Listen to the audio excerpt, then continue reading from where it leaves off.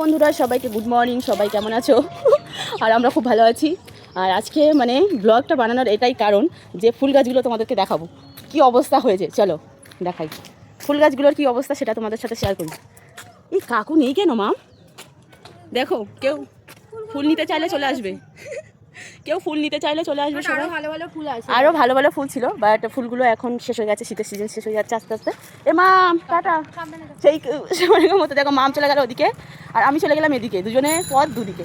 তো ফাইনালি চলে এলাম বাড়িতে, দেখতে পাচ্ছ। আর আজকে বাড়িতে আসার পরে অনেক কাজ ছিল, সেইগুলো সারলাম। আর তারপরে বড়মশাই নিয়ে চলে এসেছিলো বিরিয়ানি, দেখতে পাচ্ছ গরম গরম। তো যাই হোক, আরও একটু গরম করে নেওয়ার জন্য কিন্তু আমি এখানে সবটা ঢেলে নিয়েছি, দেখতে পাচ্ছ। অনেক জায়গায় বিরিয়ানি খেয়েছি, তো এই বিরিয়ানিটা আমি ফার্স্ট টাইম খাবো। এটা হলো 300 টাকা প্লেট। তো এখানে দেখতে পাচ্ছ সবটা কিন্তু লেগ পিস দিয়ে দিয়েছি। ঝটাপট করবো গরম আর তারপরে করব খাওয়া দাওয়া। তো বিরিয়ানি কার কার পছন্দ অবশ্যই কিন্তু কমেন্টে জানাবে।